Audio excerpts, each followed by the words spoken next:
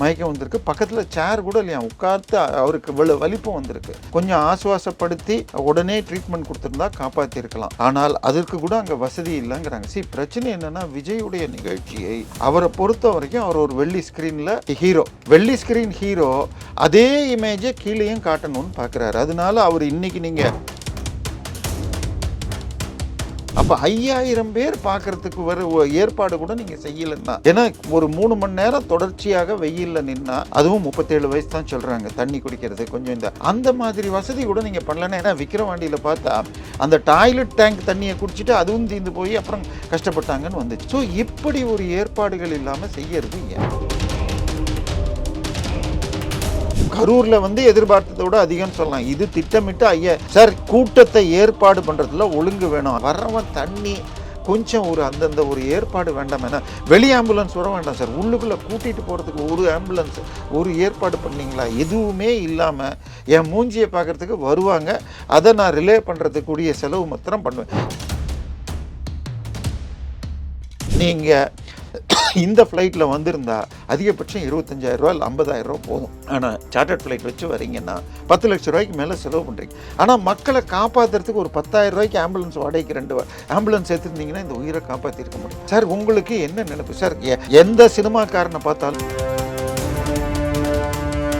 இப்போ நீங்கள் தேர்தலில் நிற்கிறதுக்கு முன்னாடி மக்களை சந்திக்க வரலன்னா, நாளைக்கு அமைச்சராக ஒரு ஆக்சிடென்ட் ஆச்சுனாலும் அந்த இடத்துக்கு போகணுன்னா அப்போ என்ன அவங்களெல்லாம் உங்கள் வீட்டுக்கு வர வச்சு கொடுப்பீங்களா? பண்ணிவிடல. இது என்ன இருக்குது? நீங்கள் இன்னைக்கு வரைக்கும் களத்தில் விஜய் இல்லை.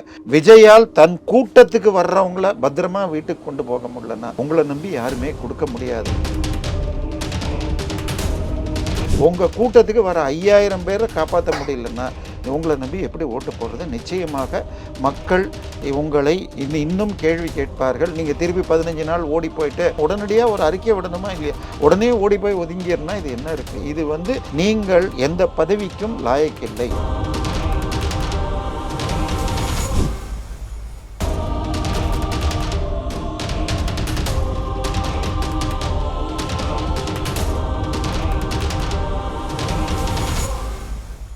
ரேலோ நேயர்களுக்கு வணக்கம். இன்று நம்மளுடைய நேர்காணலுக்கு அரசியல் விமர்சகரான திரு தேவப்பிரியா அவர்கள் இணைஞ்சிருக்காங்க. விஜயினுடைய சேலம் கூட்டத்தில் ஒரு நபர் உயிரிழந்திருக்காங்க. அது தொடர்பாக தான் இந்த நேர்காணலை நம்ம பார்க்க போகிறோம். சார் வணக்கம். வணக்கம். என்ன நடந்தது? விஜயினுடைய கூட்டத்தில் இறப்பு நடக்கிறதுங்கிறது இயல்பாக மாறிட்டு வரக்கூடிய ஒரு சுச்சுவேஷன் ஆயிடுச்சா அப்படிங்கிற ஒரு கேள்வி வருது. என்ன சார் நடந்தது? இல்லை, சேலத்தில் இந்த கூட்டம் போட்டிருக்காங்க. இவர் காலையில் இங்கேருந்து சார்ட்டர்ட் ஃப்ளைட்டில் போயிருக்காரு. போயிட்டு இதில் அங்கே ஏர்போர்ட்டில் இறங்கி இது நடக்கிற சீலநாயக்கன்பட்டிக்கு கிட்டத்தட்ட ரோட் ஷோக்கு கொஞ்சம் கம்மி, அந்தளவுக்கு ரோட் ஷோன்னு இல்லைனாலும் கொஞ்சம் அங்கங்கே நடுவில் நின்று பார்த்து வந்திருக்காங்க. ஸோ பட் இவர் வர சொன்ன டயத்துக்கும் இந்த மீட்டிங் நடக்கிறதுக்கும் கிட்டத்தட்ட 3 மணி நேரம் ஆயிருக்கு. இப்போ கிளைமேட் இப்போவே வெயில் எப்படி இருக்குன்னு தெரியும். இன்னும் சேலம் சைடில் வெயில் ஜாஸ்தி வந்துடும். அங்கே ஏப்ரல் மேலேயே மழை வந்துடும், அந்த பருவக்காற்று வருங்கிறதுனால. ஸோ அந்த வெயில் தாங்காமல் சேலம் மகாராஷ்டிராவை சேர்ந்தவர் சூரஜுங்கிறவர் சேலத்தில் வெள்ளிப்பற்றையில் தொழிலாளியாக இருக்கார். அவர் தாவேக்காலையும் இருக்காருங்கிறாங்க சூரஜ்னு. அவர் 35, 37ன்னு சொல்கிறாங்க 2 சேனலில். அவர் உட்கார்ந்துருக்காரு. கொஞ்சம் தள்ளுமுள்ளு கூட்ட நெரிசலில் மயக்கம் வந்திருக்கு. பக்கத்தில் சேர் கூட இல்லையா, உட்கார்த்து அவருக்கு வலிப்பும் வந்திருக்கு. கொஞ்சம் ஆசுவாசப்படுத்தி உடனே ட்ரீட்மெண்ட் கொடுத்துருந்தா காப்பாற்றிருக்கலாம். ஆனால் அதற்கு கூட அங்கே வசதி இல்லைங்கிறாங்க. பிரச்சனை என்னென்னா, விஜயுடைய நிகழ்ச்சியை அவரை பொறுத்த வரைக்கும் அவர் ஒரு வெள்ளி ஸ்கிரீன் ஹீரோ. வெள்ளி ஸ்கிரீன் ஹீரோ அதே இமேஜை கீழேயும் காட்டணும்னு பார்க்குறாரு. அதனால அவர் இன்னைக்கு நீங்கள் அவருடைய சேனல், நம்ம லைவ் போடல, பெரும்பாலான சேனலில் அவர் பேசுகிறத லைவ் எடுத்து போடுறாங்க. அப்போ அவங்களே செட்டப் பண்ணி எங்கே கேமரா வைக்கணும், எங்கே லைட்டு, இவ்வளோ பிளான் பண்ணுறவங்க.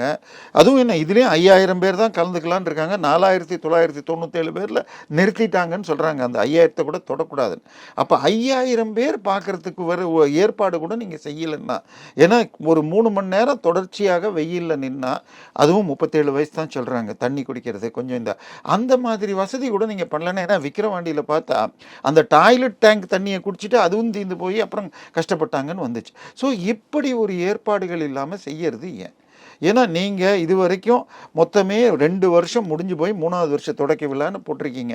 அந்த நடுவில் ஒரு 6 விழா நடத்துனீங்க. கரூரில் ஒரு மிக துயரமான சம்பவம் நடக்குது. அதை தவிர எதையுமே பண்ணல. இத்தனைக்கும் இப்போ உங்கள் சேலத்தில் இருந்து பக்கத்தில் இருக்கிற கோபியை சேர்ந்த இவர் தான் இருக்கார், ஈரோடு மாவட்டம். கோபி தான் இப்போ தான் மாவட்டங்கள் பிரிஞ்சிருக்கலாம். அவருக்கு ஜெயலலிதாவுக்கு 234 தொகுதியிலையும் எப்படி கூட்டம் போடணும்னு செங்கோட்டையனுக்கு பழக்கம்னு சொன்னால், இப்போ சேலத்தில் எப்படி நடந்திருக்குன்னால் இது உங்களுடைய கேர்லெஸ்னஸா? அதில் நீங்கள் பேசுனதெல்லாம் அரசியல் நல்லா இருக்கு. வீட்டை விட்டு அவர் வெளியில் வருது இல்லைன்னு சொல்கிறாரு. எல்லார் வீட்லேயும் விஜய் இருக்காருங்கிறார். சார் அது முக்கியம் இல்லை. எல்லாருக்கும் கருணாநிதி சார் சீட்டு கொடுக்கலன்னு சொன்னால் என்ன சொல்லுவார்? என் இதயத்தில் இடம் கொடுத்தேம்மா.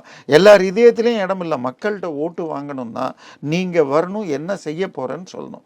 நான் மத்திய அரசு பணம் தர மாட்டேன் என்று சொல்ல மாட்டேன், செஞ்சு காட்டுவேன்றீங்க. என்ன செஞ்சு காட்ட போகிறீங்க? எதையாவது சொல்லியிருக்கீங்களா? சார் ஒன்றும் இல்லை, நல்ல தீர்ப்பு வந்திருக்கு. நமக்கு பட்டியல் ஜாதி ஏழை இதுக்கு ஊர் போகிற மக்களுக்காக இந்த நவோதயா ஸ்கூல் திறக்கணும். அதை பற்றி கமெண்ட் அடிச்சிருக்கீங்களா? இல்லை. எதையுமே சொல்லாமல் திருப்பி அவுட் ஆஃப் கண்ட்ரோலுங்கிறது நான் சொல்கிற மாதிரியே சட்டம் நீதி நேர்மைக்கு அவுட் ஆஃப் கண்ட்ரோல்னு சொல்லி நம்ம அடிக்கடி சொல்கிற வார்த்தையை அவர் பயன்படுத்தியிருக்கார். அதுக்கப்புறம் பொய்யிலே பிறந்து பொய்யிலே வளர்ந்த புலவர் பெருமானேன்னு புழுகல் பெருமானேன்னு சொல்லியிருக்கார். இதெல்லாம் எழுதித்தர வசனத்தை பேசுறது. ஆனால் கூட்டத்தில் ஒரு வசதியை ஏற்படுத்த குறைஞ்சபட்ச வசதி. சார் 37 வயசு ரொம்ப ஜாஸ்தி கூட இல்லை. இளைஞர் கட்சியில் ஈடுபடுறவர்னு சொன்னால் அவங்களுக்கு ஒரு குறிப்பிட்ட ஒரு இது கூட பண்ணலன்னா, ஏன்னா கிட்டத்தட்ட நம்ம இதே எதிர்க்கட்சி தலைவர் எடுத்துக்கோங்க. இப்போ போட்டியிலே இப்போ முந்தி இருக்கிறார்னு சொல்லப்படுகிறது. அவர் இபிஎஸ்சி 75 வயசு. அவர் கிட்டத்தட்ட 200 தொகுதிகளில் மீட்டிங் போட்டார். நயினார் நேகத்திரன் 69 தொகுதியில் என்னமோ போட்டார். ஆனால் அங்கெல்லாம் டிஃப்ரெண்ட் ஆகுதுல்ல அவங்களுக்கு வர. இல்லை இது 5000 தானே. நீங்கள் சொல்கிறது கரூரில் எதிர்பார்த்ததோட அதிகம்னு சொல்லலாம். இது திட்டமிட்டு சார் கூட்டத்தை ஏற்பாடு பண்ணுறதுல ஒழுங்கு வேணும். 5 லட்சம் பேர் வந்த மதுரை முருகர் மாநாட்டில் அவ்வளோ ஒரு ஒழுக்கம் காப்பாற்றப்பட்டது. 4 நாள் அங்கே இதுவும் போட்டாங்க. இது எக்ஸிபிஷன் மாதிரி போட்டு ஆறுபடை வீட்டை எல்லாரும் தரிசித்தா. அதுக்கு தனியாக ஒரு 2-3 லட்சம் 10 லட்சம் பேர் அந்த 4 நாளில் வந்தாங்க. ஒரு சேர் உடைக்கல, ஒன்றும் நடக்காமல் ஒழுங்காக நடந்துச்சு. ஏன் உதயநிதி சாருக்கு போன வாரம் திருவையாறு மீட்டிங்க்கு அதை ஏற்பாடு பண்ணுறப்ப கொடிக்கம்பம் ஏதோ கரண்ட் வயசில் 2 பேர் செத்து போனாங்க. ஸோ இதெல்லாம் அதை தாண்டி பணம் இருக்குங்கிறதுக்காக திமுக எப்படியெல்லாம் இது வரவங்களுக்கு ஒருத்தரையும் கிஃப்ட் ஹேம்பர் வைக்கிறாங்க. அதில் லேட்டஸ்ட்டாக நடந்த இளைஞர் மாநாட்டில் சைட் டிஷ் எல்லாம் கரெக்டாக இருந்தது, கடைக்கு போனால் போதும்னு பல அரசியல் விமர்சகர்கள் சொன்னாங்க. சார் அதெல்லாம் கொடுக்க வேண்டாம். வர்றவன் தண்ணி கொஞ்சம் அந்தந்த ஒரு ஏற்பாடு வேண்டாம். ஏன்னா வெளி ஆம்புலன்ஸ் வர வேண்டாம் சார். உள்ளுக்குள்ளே கூட்டிகிட்டு போகிறதுக்கு ஒரு ஆம்புலன்ஸ் ஒரு ஏற்பாடு பண்ணிங்களா? எதுவுமே இல்லாமல் என் மூஞ்சியை பார்க்குறதுக்கு வருவாங்க. அதை நான் ரிலே பண்ணுறதுக்குரிய செலவு மாத்திரம் பண்ணுவேன். நீங்கள் இந்த ஃப்ளைட்டில் வந்திருந்தா அதிகபட்சம் 25,000 ரூபா இல்லை 50,000 ரூபா போதும். ஆனால் சார்ட்டர்ட் ஃப்ளைட் வச்சு வரீங்கன்னா 10 லட்சம் ரூபாய்க்கு மேலே செலவு பண்ணுறீங்க. ஆனால் மக்களை காப்பாற்றுறதுக்கு ஒரு 10,000 ரூபாய்க்கு ஆம்புலன்ஸ் வாடகைக்கு 2 ஆம்புலன்ஸ் எடுத்துருந்தீங்கன்னா இந்த உயிரை காப்பாற்றிருக்க முடியும். சார் உங்களுக்கு என்ன நினைப்பு சார்? எந்த சினிமாக்காரனை பார்த்தாலும் கூட்டம் வரும். இன்னும் சொல்ல போனால் கட்சிக்காரன் கூட்டம் போட்டால் வராதுன்னு சொல்லிட்டு ஜெயலலிதா ரொம்ப கீழ்நிலையில் இருக்கிற காமெடியன்ஸு இவங்களெல்லாம் கூட கூப்பிட்டத்தை வச்சு பண்ணுவாங்க. குண்டு கல்யாணம், அம்பிகா, ராதா இவங்களெல்லாம். அப்படி இருக்கிறப்ப உங்களுக்கு கூட்டம் வர்றது பெரிய விஷயமே இல்லை. கூட்டம் வர்றவன் ஓட்டு போட மாட்டான். ஆனால் வர்றவன் விஜய் சாரை பார்க்கணும், நம்ம அந்த படத்தில் பார்த்த விஜய் அண்ணா அப்படின்னு வர்றவங்களை காப்பாற்ற வேண்டியது உங்கள் வேலை சார். அங்கே 41 பேர் போனாங்க, இன்னைக்கு இது போயிருக்காங்க. இன்னும் சொல்ல போனால் வேறொரு யூடியூபர் இதுக்கு முன்னாடி நீங்கள் கரூருக்கு முன்னாடி கூட இது மாதிரி மயங்கி விழுந்து ஹாஸ்பிட்டலுக்கு கொண்டு போனதுன்னு ஒரு 5-6 இன்ஸ்டன்ஸை காட்டினார். ஸோ என்ன நடக்குது? இது நீங்கள் நான் பேசினா கூட்டம் வரும், நான் கையை காட்டினா கூட்டம் வருங்கிறது முக்கியம் இல்லை. இப்போ நீங்கள் தேர்தலில் நிற்கிறதுக்கு முன்னாடி மக்களை சந்திக்க வரலன்னா நாளைக்கு அமைச்சராக ஒரு ஆக்சிடென்ட் ஆச்சுனாலும் அந்த இடத்துக்கு போகணுன்னா அப்போ என்ன அவங்களெல்லாம் உங்கள் வீட்டுக்கு வர வச்சு கொடுப்பீங்களா? பண்ணிவிடல. இது என்ன இருக்குது? நீங்கள் ஒரு இன்னைக்கு வரைக்கும் களத்தில் விஜய் இல்லை. நீங்கள் வீடியோ போட்டால் 2 கோடி போகுது 3 கோடி போகுதுன்னு சொன்னால் பெரும்பாலும் நான் யூடியூப் ஸ்டுடியோவில் போய் இப்போ உள்ளுக்குள்ளே போய் பார்த்தா வரதில் 3/2 பங்கு தமிழ்நாட்டுக்கு வெளியில் இருக்குது. அவங்களுக்கு யாரும் ஓட்டு கிடையாது. அவங்கவுங்க ரசிகர்களாக இருக்கலாம். பார்க்குறவங்கள எத்தனை பேர் போடுவாங்க, எத்தனை பேர் ஃபுல்லாக பார்க்குறாங்கன்னு தெரியாது. இன்னும் சொல்லப்போனால் விக்கிரவாண்டி மீட்டிங்காக இருக்கட்டும், மதுரை மீட்டிங்காக இருக்கட்டும், நீங்கள் கேட்வாக் பண்ணி முடிஞ்சவுடனே பாதி பேர் வெளில போயிட்டாங்க. ஸோ அப்படின்னா நீங்கள் பேசுகிறதுக்கு பார்க்கறதுக்கு வரல. ஓட்டு போடுறவங்கிறது பேசுகிறதுக்கு. இன்னும் சொல்லப்போனால் நம்ம இதுலேயே சொல்லியிருப்பேன்னு நினைக்கிறேன். 2011 தேர்தலில் திரு KN நேரு அரேஞ்ச் பண்ண ஒரு பெரிய கூட்டத்துக்கு நல்ல கூட்டம் இருந்துச்சு. கூட்டத்தை பார்த்துட்டு தலைவரே பார்த்தீங்களான்னு நேரு கேட்டாராம். எல்லாம் பார்த்தேன்ப்பா, என்ன உன் பிரகாரம் இல்லை 8 9 தொகுதியில் 9 திருச்சியில் ஜெயிப்போம். உன் தொகுதி ஜெயிக்க முடியுமான்னு பாரு. இது உளவுத்துறை தகவல் வந்து நம்ம 20 தொகுதியில் தான் ஜெயிப்போம்னாங்க, மொத்தம் 23 தான் ஜெயிச்சாங்க. ஸோ உளவுத்துறை இந்த மாதிரி வேலை அதை விட்டுட்டு நீங்களா போகிற இடத்துல ஒரு வீட்லேயும் ஒரு ஓட்டு இருக்குது, 40% 45% சொன்னதுனால ஜெயிக்க முடியாது. பட் இதையெல்லாம் தாண்டி விஜயால் தன் கூட்டத்துக்கு வர்றவங்கள பத்திரமா வீட்டுக்கு கொண்டு போக முடியலன்னா உங்களை நம்பி யாருமே கொடுக்க முடியாது. அடுத்தது நான் தூய சக்தின்லாம் சொல்கிறீங்க, இதுக்கெல்லாம் எந்த ஆதாரமும் இல்லை. நேரடியாக உங்களுடைய அப்பா கிட்டேருந்து வீடு வாங்கியவர் என்னுடைய நண்பருடைய நண்பர்.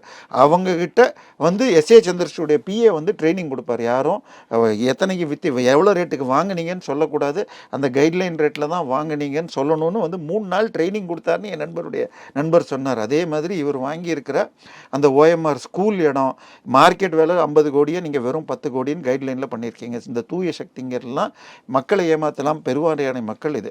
பட் உங்கள் நீங்கள் 8 கோடி மக்களை காப்பாற்றுற போஸ்ட்டுக்கு வரணும்னு ஆசைப்பட்றீங்க. உங்கள் கூட்டத்துக்கு வர 5000 பேரை காப்பாற்ற முடியலன்னா உங்களை நம்பி எப்படி ஓட்டு போடுறது? நிச்சயமாக மக்கள் உங்களை இன்னும் கேள்வி கேட்பார்கள். நீங்கள் திருப்பி 15 நாள் ஓடி போயிட்டு அதுக்கப்புறம் எதிர்கட்சி காப்பாற்றி வருது. இனிமேல் அந்த எதிர்கட்சிகள் உங்களை டைம் இல்லை. இன்னும் சொல்ல போனால் நீங்கள் அவங்கள எதிரியாக்கிட்டீங்க சார். அன்னைக்கு நீங்கள் வருவீங்களான்னு ஒரு நப்பாசையில் அவங்க ஒன்று நியாயம் நேர்மைப்படி போலீஸுக்கு கடமை இருக்குன்னு பேசினாங்க, இன்னொன்று நீங்கள் வருவீங்களான்னு சொல்லி உங்கள் கட்சிக்காரங்க கொடியெல்லாம் வந்ததை காட்டினாங்க.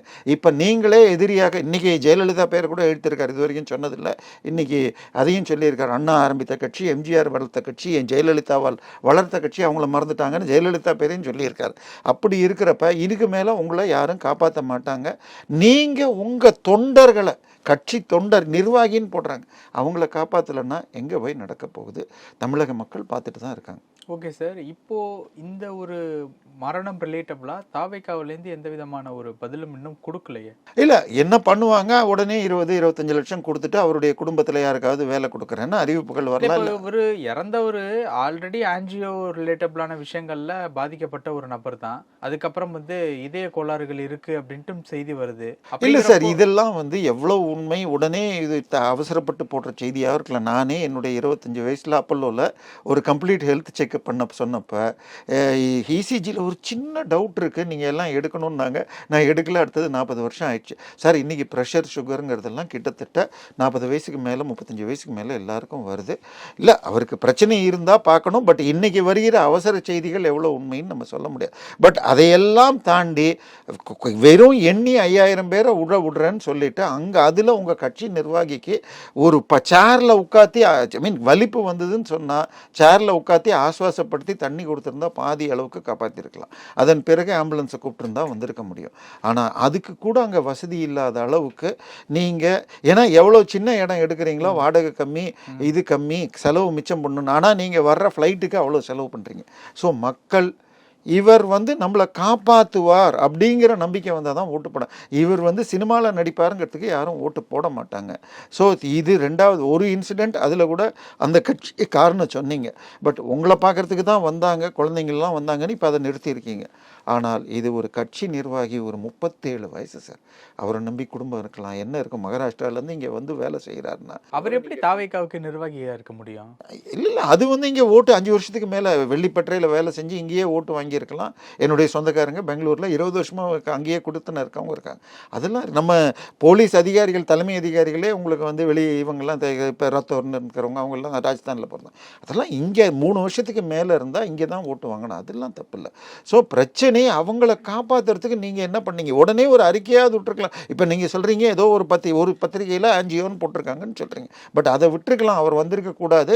ஆனாலும் அவரையும் அவர் குடும்பத்தையும் நாங்கள் காப்போம்னு உடனடியாக ஒரு அறிக்கை விடணுமா இல்லையா? உடனே ஓடி போய் ஒதுங்கிடுனா இது என்ன இருக்குது? இது வந்து நீங்கள் எந்த பதவிக்கும் லாயக்கில்லை அப்படிங்கிறது தான் இன்னொரு முறை காட்டுகிறது. ஓகே சார், பல விஷயங்கள் பேசணும். நேரத்துக்கு ரொம்ப நன்றி சார்.